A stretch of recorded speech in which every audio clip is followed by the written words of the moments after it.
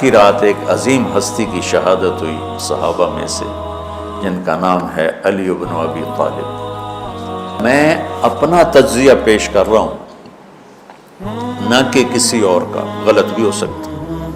تمام صحابہ میں سب سے مظلوم ہستی علی بن ابی طالب،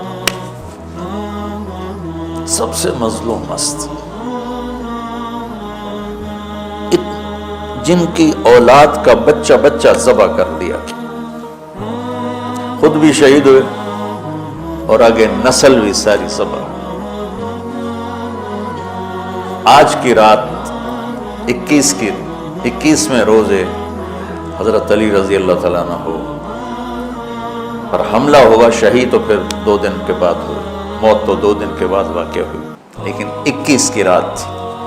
علی بن ابی طالب بن عبد المطلب بن ہاشم بن عبد مناف بن قصی بن کلاب بن مرہ بن کعب بن لوی بن غالب بن فہر بن مالک بن نضر بن کنانہ بن خزیمہ بن مدرک بن الیاس بن مدر بن نزار بن معد بن عدنان بن اوت بن حمیسہ بن سلامان بن عوس بن بوز بن قموال بن ابی بن عوام بن ناشد بن حزا بن بلداس بن یدلاف بن طابخ بن جاحم بن ناحش بن ماخی بن عیفی بن عبقر بن عبید بن الدعاء بن حمدان بن سمبر بن یثربی بن یحزن بن یلحن بن انعوا بعیزی بن زیشان بن عیسر بن اقناد بن ایہام بن مقصر بن ناحث بن زارع بن سمی بن مزی بن عود بن عرام بن قیدار بن اسماعیل بن ابراہیم بن آذر بن ناحور بن سروج بن رعو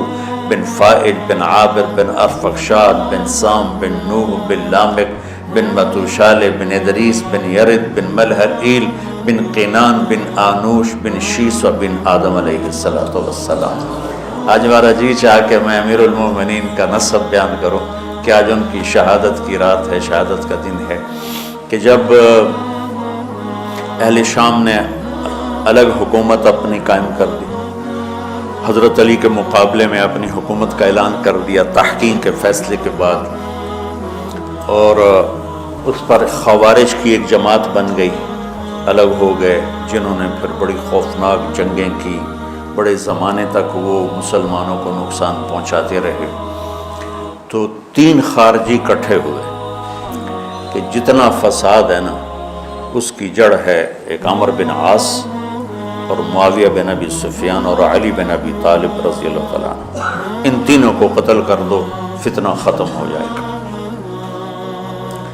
تو عمر بن عاص اس دن آئے ہی نہیں، وہ مصر کے گورنر تھے، فجر کی نماز، تو جو ان کی جگہ آئے وہ مارے گئے، شہید ہو گئے۔ معاویہ رضی اللہ تعالیٰ عنہ پر اس نے وار کیا، لیکن وہ سر سے پھسل کے کمر پہ جا کے لگا اور کمر چھل گئی، لیکن اللہ نے زندگی بچا لی۔ عبد الرحمن بن ملجم جس نے حضرت علی کو شہید کیا، یہ آیا ہوا تھا کوفے میں، تو لوگوں نے کہا امیر المومنین یہ اس کے ارادے اچھے نہیں نظر آتے، تو اس کو ہم پکڑ نہ لیں۔ فرمان لے گئے تو مجھے پھر اللہ کی ملاقات کیسے ملے گی، میں تو تم میں نہیں رہنا چاہتا، میں تو اللہ سے ملنا چاہتا۔ حضرت علی کے ساتھیوں نے بڑی بے وفائی کی، بڑی بے وفائی کی، اس لیے میں کہہ رہا ہوں مظلوم ترین ہستی۔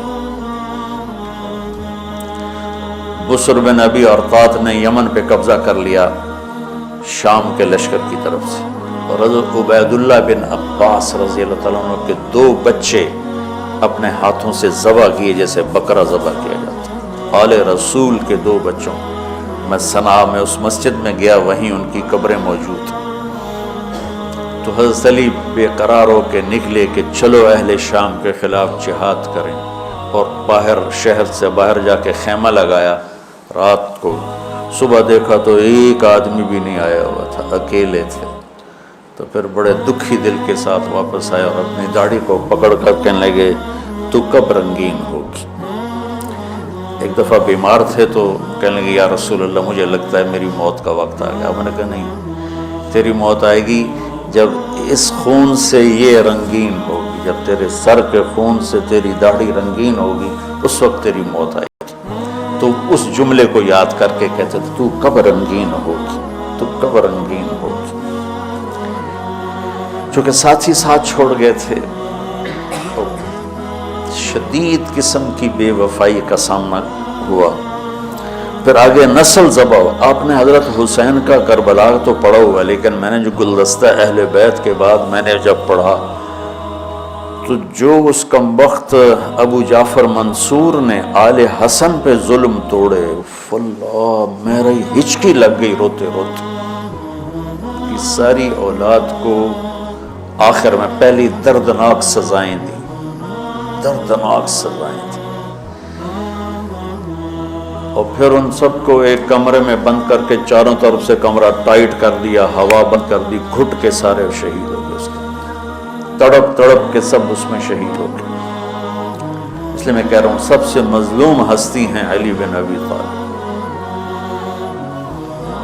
تو فرمانے لگے اس کو پکڑو گے تو میں شہید کیسے ہوں گا؟ پھر ایک دن دیکھا کہ لوگ گھر گوار پہرا دے رہے تھے۔ آپ نے کہا کیا کر رہے ہو؟ کہ جی وہ آپ کا خطرہ ہے، پہرا دے رہے ہیں۔ کہنے لگے کس سے دے رہے ہو؟ زمین والوں سے، آسمان والوں سے؟ وہ کہنے لگے جی آسمان والوں سے کون دے سکتا ہوں، زمین والوں سے پہرا دینے کا۔ بیٹا جا کے سو جاؤ، آسمان والا فیصلہ کرتا ہے تو زمینی پہرے کام نہیں آتے، جاؤ۔ تو فیصلے آسمان سے اترتے ہیں، زمین پہ نہیں اترتے۔ تو 21 رمضان کو فجر کی نماز میں اس نے آ کے جو مار وہ سیدھا سر پہ لگا تو سر پھٹ گیا، تلوار دماغ میں چلی گئی، شور مچ گیا، پکڑا گیا۔ اب دیکھنا حضرت علی کے اخلاق، لوگ اکٹھے ہو گئے۔ حضرت زینب کو پتہ چلا تو وہ بھاگی بھاگی آئیں اور رونے لگی، واہ ابتا واہ ابتا۔ تو وہ کہنے لگا، وہ لوگ کو پٹی پٹی باندھنے لگے، تو وہ کہنے لگا ابن ملجم جتنی مرضی پٹیاں باندھ لو، اب یہ مر کے ہی رہے گا۔ اس تلوار کو 1 مہینہ زہر میں ڈبو کے رکھا ہے، پھر وار کیا ہے۔ تو اس پر تو بڑے سے بڑے حلیم کو غصہ آ جانا چاہیے، وہیں اس کا قیمہ ہو جاتا۔ اور حضرت علی کیا کہہ رہے ہیں؟ بھائی اس کے لیے نرم بستر بچھاؤ، اس کو گرم گرم کھانا کھلاؤ، اسے ٹھنڈا ٹھنڈا پانی پلاؤ۔ اگر میں زندہ رہا تو میں خود فیصلہ کر لوں گا مجھے کیا کرنا ہے، اور اگر میں شہید ہو گیا تو پھر پہلی میری درخواست ہے کہ اسے معاف کر دیں۔ یہ بتانا چاہتا تھا، اسے معاف کر دیں، اور اگر اسے میرے بدلے میں قتل کرنا چاہو تو پھر اس کو تکلیف نہ دینا، بس ایک ہی وار سے اس کی گردن اڑا دینا، اسے تکلیف نہ دینا۔ اللہ، آپ پڑھیں گے نا صحابہ کی سیرت تو سب سے زیادہ فضائل حضرت علی کے، سب سے زیادہ مقام اور مرتبہ تو ویسی جیسے خلفائے راشدین۔ سارے صحابہ اللہ کے ہاں مغفور محبوب، ان میں سے 10 مقرب ترین ابو بکر، عمر، عثمان، علی، طلحہ، زبیر، سعد، سعید، ابو عبیدہ بن جراح اور عبد الرحمن بن عوف۔ پھر ان 10 میں سے 4 محبوب ترین جو خلفاء بنے، پھر جیسے ان کی خلافت کی درجہ بندی ہوئی ایسے ان کے مقام اور مرتبے کی درجہ بندی ہوئی، لیکن فضائل سب سے زیادہ حضرت علی کے ملتے ہیں۔ اور یہ ایک فضیلت جو حضرت علی کو اللہ کے نبی نے سنائی، ہاتھ پکڑ کر یوں اپنے سینے کے قریب لگا کے فرمایا، اَتَرْضَىٰ أَن يَكُونَ مَنزِلُكَ مُقَابِلَ مَنزِلِي فِي الْجَنَّةِ، علی تو راضی ہے جنت میں تیرا گھر میرے گھر کے سامنے ہوگا۔ تو حضرت علی رونے لگے کہ نہیں، میں راضی، میں راضی۔ تو آج کی رات اس ہستی کی شہادت ہے، فجر کی نماز میں ان کا انتقال ہوا، جن کو میرے نبی نے ابو تراب کا لقب دیا کہ تو میرے لیے ایسے جیسے موسیٰ کے لیے ہارون ہے، تیرا گھر جنت میں میرے گھر کے سامنے ہوگا۔ پھر آپ نے اپنی بیٹی فاطمہ سے کہا فاطمہ تو میں یہ دونوں حسن حسین اور یہ جو سویا ہوا ہے، حضرت علی جاگے نہیں، وہ سوئے ہوئے تھے، یہ جو سویا ہوا ہے ہم پانچوں آخرت میں ایک ہی جگہ پر ہوں گے، اکٹھے ہوں گے۔ تو یہ بڑے درجے کے صحابہ ہیں، اور اللہ کی قدرت ہے کہ اللہ نے کسی خالص ہاشمی کو حکومت نہیں دی، کامیاب نہیں ہونے تھی۔ بنو عباس بھی اہل بیت ہیں لیکن ذرا دور سے، ان کے 35 حکمران آئے، 35 میں سوائے ایک کے سب کی مائیں ہاشمی نہیں تھی۔ پہلے ہاشمی خلیفہ بنے حضرت علی، والد کی طرف سے بھی والدہ کی طرف سے، اور وہ کہتے تھے تو کب رنگین ہوگی، اور موت مانگتے مانگتے یہاں تک کہ شہید ہو کے چلے گئے اور دکھوں بھری زندگی گزاری۔